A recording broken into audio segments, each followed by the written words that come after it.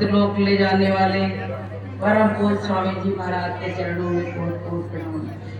सत्संग में उपस्थित सभी नारायण वासियों नारायण बिहार और इधर उधर से जो भी संगत आई है सभी को मेरा प्यार भरा सादर सत्य।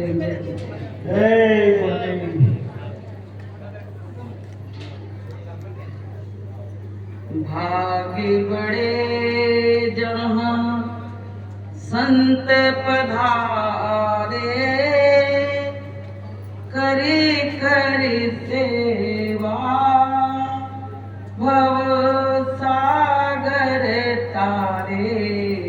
भाग्य बड़े जहाँ संत पधारे करे करे सेवा भव सागर तारे। आए संत का दर्शन कीजय चरण धोए चरणामृत लीजय। आए संत का दर्शन कीजय चरण धोए चरणामृत लीजय। भाग्य बड़े जहाँ। प्रेमियों, बहुत बड़ा हमारा तुम्हारा सौभाग्य है। हर दिन हर सुबह में ऐसा लगता है आज सत्संग है। गुरु महाराज की बहुत बड़ी असीम दया कृपा है। कहा है कि प्रेमी से प्रेमी मिले तो गुरु भक्ति दृढ़ हुए। अभी वहां आगरा गए, ऐसे ऐसे भजनानंदी जो माता जी ने सत्संग कराया उनकी भक्ति देखिए पहले। वहां से आप चाहे कुछ लाए हो, कुछ अलग लाए होंगे, और हम तो वहां से उनके घर का वातावरण जो उनकी भक्ति उसको अपने हृदय में बैठा के लाई है कि माता जी का कितना अच्छा काम है। और उनकी भक्ति से के प्रभाव से सारा उनका जितना मोहल्ला सब उनकी बात मानता है। चाहे जिस पे गुस्सा हो जाए, चाहे जैसे बोल दे, समझते रहते। बताइए किसकी कृपा है? अभी हम तुम बोल के देख लें, लोग तुरंत उल्टा बोल देंगे, लेकिन भक्ति के प्रभाव से सब उनको सहन कर लेते, उनकी बात को कुछ कोई कहते ही नहीं। तो प्रेमियों, जहां जाओ वहां से कुछ सीख के आओ, वहां से कुछ सीख के आना चाहिए, तभी तो सार्थक है। नहीं तो भंडारा तो सब जगह चल रहे हैं, भंडारे तो सब जगह चल रहे हैं। तो प्रेमी भाई बहनों, ये मानव जीवन मिला है और जा भी तो रहा है। कहते हैं कि जिस दिन बच्चा संसार में कदम रखता है तो लोग खुशियां मनाते हैं कि अब तो जवान हो रहा है, अब तो नौकरी लगेगी, लेकिन उसके जीवन के भी तो दिन खत्म हो रहे हैं। तो प्रेमियों से विचार करना चाहिए कि क्या है संसार। सरकता जाए, खिसकता जाए, उसी का नाम संसार है। ये असार संसार में जीव इस तरह फंसा है, ऐसे लगता सब कुछ बटोर के ले जाएगा। अगर ये प्रावधान बना दिया जाता तो किसी के लिए जो दूसरा कोई आता उसको इतनी भी जगह नहीं मिलती। लेकिन यहां से कुछ ले नहीं जाना कि अरे नर रहनो नहीं अमर शरीर, नर धोखे में मत रहियो।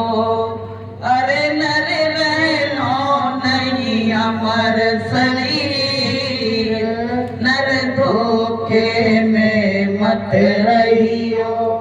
नर धोखे में मत रहियो, नर धोखे में मत रहियो, नर धोखे में मत रहियो, नर धोखे में मत रहियो, रहनो नहीं अमर शरीर, नर धोखे में मत रहियो, रहनो नहीं अमर शरीर, नर धोखे में मत रहियो।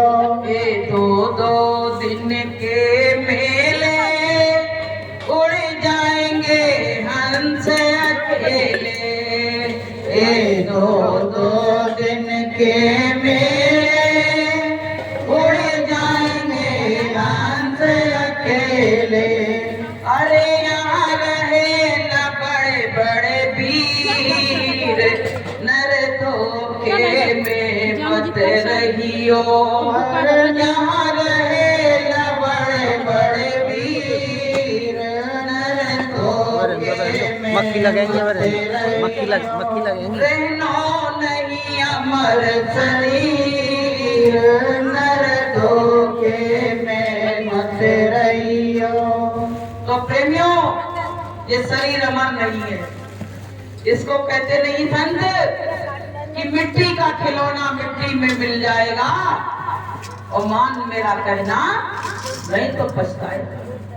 संत हमको समझा रहे हैं कि बड़ी कीमत है नर्तन की, और बड़ी मुश्किल से मिलता है, और गवाओ मत इसे प्यारे, खुदा का दिल कहता है।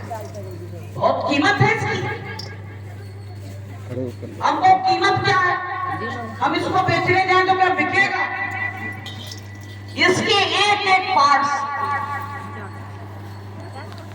इतने कीमती हैं, हर किसी की औकात नहीं है कि इसको ओरिजिनल पार्ट इसमें डरवा ले। पहली बात तो ओरिजिनल मिलेगा ही नहीं, जो भगवान ने डाला है वैसे पार्ट्स तो कहीं मिलेंगे ही नहीं। देखिए कि कोई तन दुखी, कोई मन दुखी, कोई धन भी न उतर रहा है तो दास, और एक एक दुख सबन को, और सुखी संत को दास। तो प्रेमियों, इस तन से कितने लोग परेशान हैं। अभी हॉस्पिटल में चले जाइए, देखिए जाके वहां किसी की टांग ऊपर बांध दी गई है, और कोई की डायलिसिस चल रही है, और कैंसर हॉस्पिटल में जाइए तो वहां सिकाई चल रही है। पूरी जो सकल सुंदरता थी, वो कीमो के इंजेक्शन लगे तो पूरी सुंदरता वहीं पे नष्ट हो गई, बाल ही निकल गए। तो बताइए, वो देख के लोग डरते कहते कि कैसी शकल हो गई, बताइए। और इस शरीर पे इतना ज्यादा घमंड, बताइए, इतना ज्यादा घमंड इस शरीर पे। तो प्रेमियों, इसका घमंड करना बिल्कुल बेकार है। इस संसार में स्थायित्व नहीं है। जब कोई चीज स्थायी है ही नहीं तो हम कैसे स्थायी हैं? इसलिए प्रेमियों, वो अज्ञानी लोग होते हैं, अभिमानी लोग होते हैं, जो फालतू का अहंकार के घूमते कि मेरी काई सुंदर है।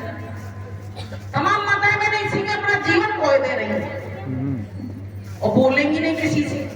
और सुंदर स्त्री आ जाए आपके सामने और आप कहीं बैठे हो तो तुमसे बात थोड़ी करेगी, बहुत एटीट्यूड दिखाएगी। लेकिन जो साधारण लोग होते हैं वो कहते हैं, अरे बोली तो एक है और हमारे पास है ही क्या, जो परमात्मा ने हमारे अंदर दी है कि प्रेम से बोलो।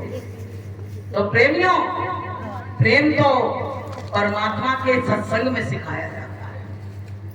प्रेम तो परमात्मा के दरबार में मिलता है, और जो परमात्मा के द्वार पे कभी आई नहीं, वो प्रेम क्या जाने, क्या जाने प्रेम क्या होता है। प्रेम कोई ऐसी चीज तो है नहीं जो बाजार में बिक रही, लोग कहे भैया कितने रुपए किलो है, तो मान लो महंगा तो बड़े लोग तो खरीद सकते हैं, छोटे लोग नहीं ले पाएंगे। लेकिन वो बिकता ही नहीं है। लेकिन वो कहता, पता प्रेम कहाँ मिलेगा? कि जो प्रेम गली में आया ही नहीं प्रिय, तम का ठिकाना क्या जाने, जो प्रेम गली में आया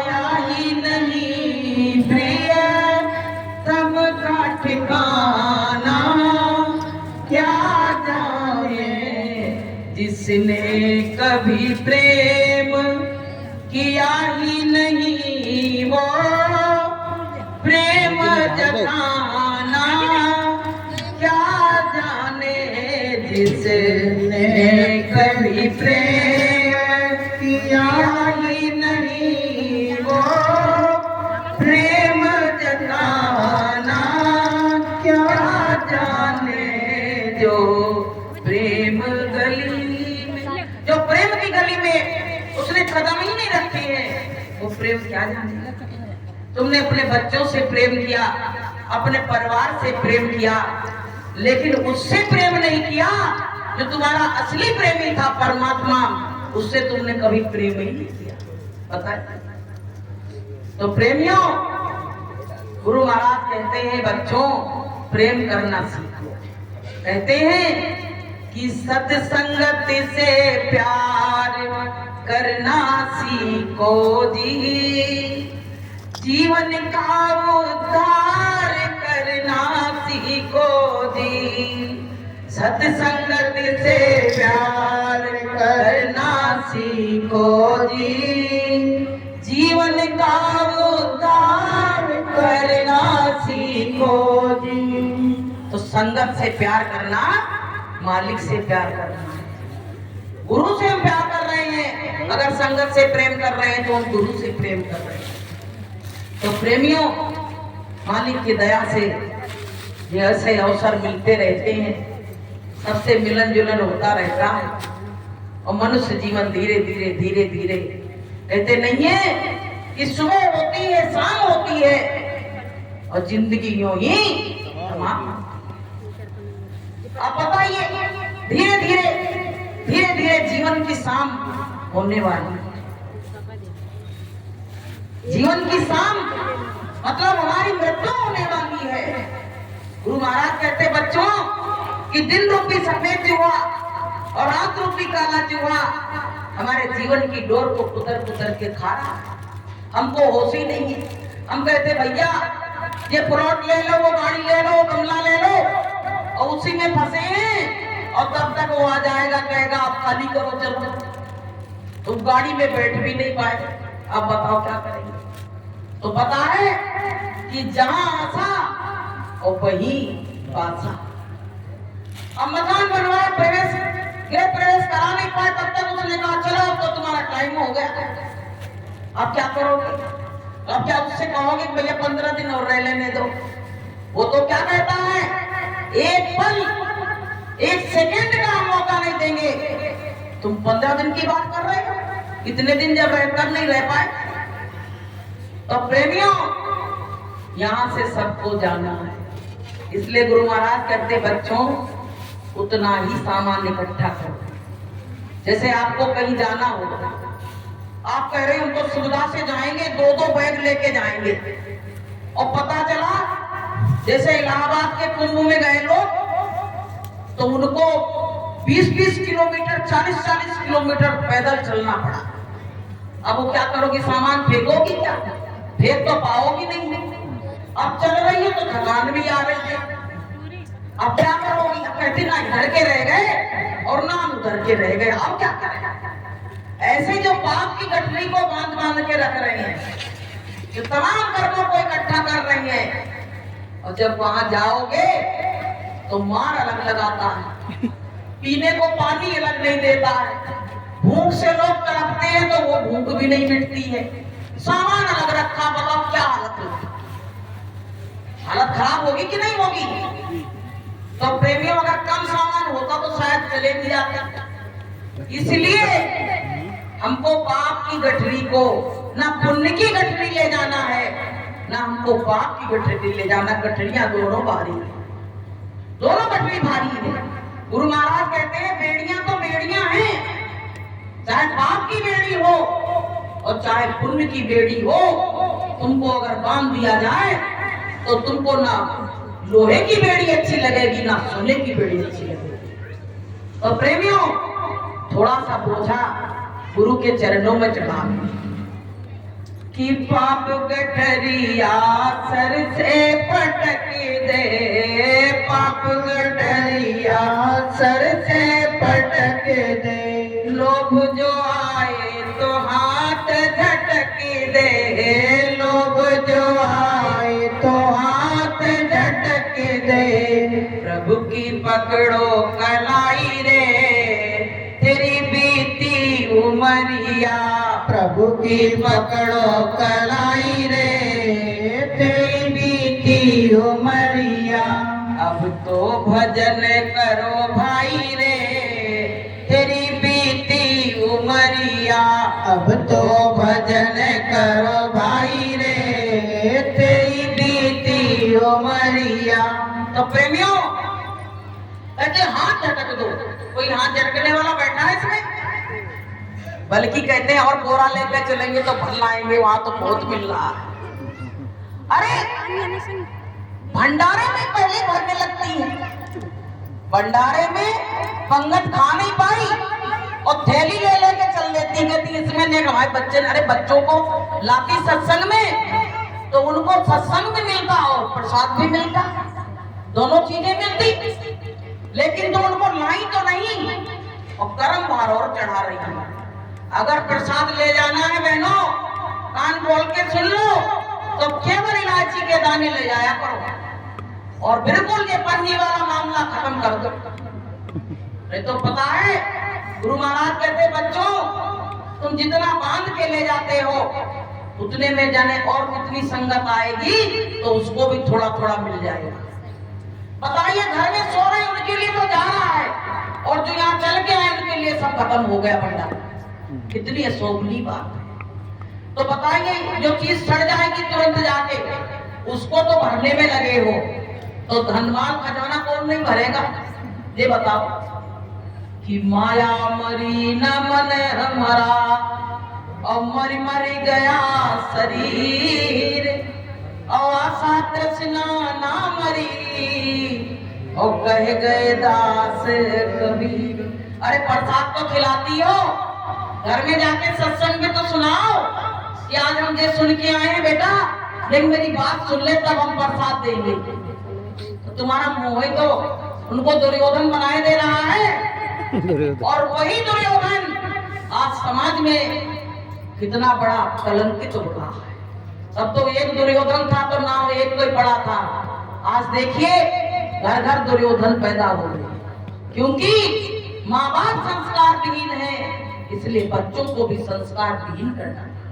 देखिए वो मुस्कान का जो कांड आया है अभी मेरठ में, उसका पति 2 साल के बाद लंदन से आया था और बताइए यहाँ इश्क मिजाजी चल रही थी और उसको ऐसा प्लान बनाया कि उसके बच्ची के जन्मदिन पे आया था कि जन्मदिन मनाएंगे, 50,000 रुपए हर महीने भेजता था अपने बच्चों पत्नी के लिए। लेकिन उसी पत्नी ने क्या किया, भाई हम तुम जैसी तो होगी कोई और ये जेंट्स बैठे ऐसी तो कोई पुरुष होगा और उसमें कौन से लाल लगे थे। लेकिन देखिए कि उसको इस तरह से काम वासना का भूत सवार हुआ और दोनों ने मिलके उसके 15 टुकड़े कर दिए। 15 टुकड़े करके और ड्राम में भर के, जैसे पानी के ड्राम होते हैं ऐसे ड्राम खरीद के पहले से योजना थी और लेके उसमें से सीमेंट और रेत डाल दी कि कोई जान नहीं पाएगा।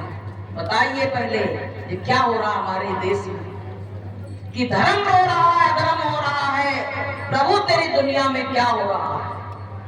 अब बताइए जिसका वो बच्चा होगा उसके माँ बाप से उसका दर्द पूछी जाती कि उस पे क्या बीती। अरे कोई 1 टुकड़ा करता, 2 टुकड़ा करता, 15 टुकड़े करके वो डांस पार्टी कर रही है। बताइए ऐसे नारियों को धिक्कार है, ऐसे माँ बाप को धिक्कार है जिन्होंने ऐसे संस्कारहीन बच्चों को जन्म दिया। बताइए किस चीज की कमी है? बस केवल संस्कारों की कमी है। कहते नहीं है कि अगर खेत में पानी नहीं दोगे तो फसल खराब हो जाएगी, अगर बच्चों को संस्कार नहीं दोगे तो नस्ल खराब हो जाएगी। इसलिए उनको संस्कार देने की जरूरत है। सत्संग यही सिखाता, गुरु महाराज कहते बच्चों यदि तुम सत्संग में आते रहोगे तो तुम्हारी भावनाएं इतनी कुटिल नहीं होंगी, इतनी गंदी नहीं होगी। तुम कम से कम इस चीज से डरते रहोगे तो कम से कम उस नरक से तो बच जाओगे। अब बताइए, उसको यहाँ भी पूरा देश कह रहा है मुस्कान को फांसी दी जाए, मुस्कान को फांसी दी जाए। बताइए, हर व्यक्ति चिल्ला रहा है। लेकिन प्रेमियों, ये जो नियम है यहाँ के बड़े खराब है, बहुत खराब नियम है। यहाँ फांसी पे अगर चढ़ा दिया दूसरी मुस्कान नहीं पैदा हो पाएगी, लेकिन अभी तो वो हो नहीं पाया, तब तक दूसरा केस फिर सामने आ गया। बताइए। तो प्रेमियों, कहने का मतलब ये है कि लालच बुरी बला है। भाई देखो, सत्संग में आओगे नहीं, भगवान से लोग लगाओगे नहीं, और कलयुग का मलिन युग चल रहा है, तो तुम फंस तो जाओगे, गलत काम करोगे, अपना पति अच्छा नहीं लगेगा, और दूसरे, और कहते नहीं है कि जो दूसरी नारियों से संपर्क रखता है और दूसरी नारी जो पर पुरुष से संपर्क रखती है, तो गुरु महाराज कहते हैं ऐसे वहां गगनचुंबी खंभे बनाए गए हैं और आग से तप रहे हैं, और उसमें उसको आलिंगन कराया जाता, उसको चिपकाया जाता, कहते लो अब सुख लो यहाँ। बताइए पहले, ऐसे सुख दिए जाते वहां, और वैसा सुख, अरे क्या है, जिस सुख की तलाश कर रहे हो वो सुख ना वो पति में है ना उस पत्नी में है, वो सुख है परमात्मा में, और उसके पास जा नहीं पा रहे हो तो तुम प्यासे के प्यासे ही रह जाओ। इसलिए प्रेमी भाई बहनों, सत्संग में आते रहिए और बच्चों को भी लाते रहिए, और बच्चों को लाके यहाँ प्रसाद खिलाओ, तो यहाँ से दो कम से कम शब्द सुन के जाएंगे तो उनके कान में तो पड़ेंगे। बेटियों को संस्कार दीजिए कि बेटा, पहले जब क्या होता था, शादी होती थी तो लोग क्या कहते थे बच्चियों से विदा करते समय, मुझसे तो कहा गया था, भाई हम तो जानते हैं, मेरे चाचा ने कहा था कि बेटा तुम्हारी डोली तो मथुरा से जा रही है, और अर्थी तुम्हारी उसी घर से निकलनी चाहिए, हम कोई बात सुनने में ना, यही कहते थे। और आजकल बेटियों से क्या कहा जाता है, बेटा अच्छा वाला एप्पल का मोबाइल दिया है, अगर कोई भी बात हो तो तुरंत बता देना, 2 सेकंड नहीं लगेंगे, मैं वहीं से आ जाऊंगा। बताइए, तो बच्चियों के भाव बढ़ेंगे कि नहीं बढ़ेंगे? बढ़ेंगे कि नहीं बढ़ेंगे?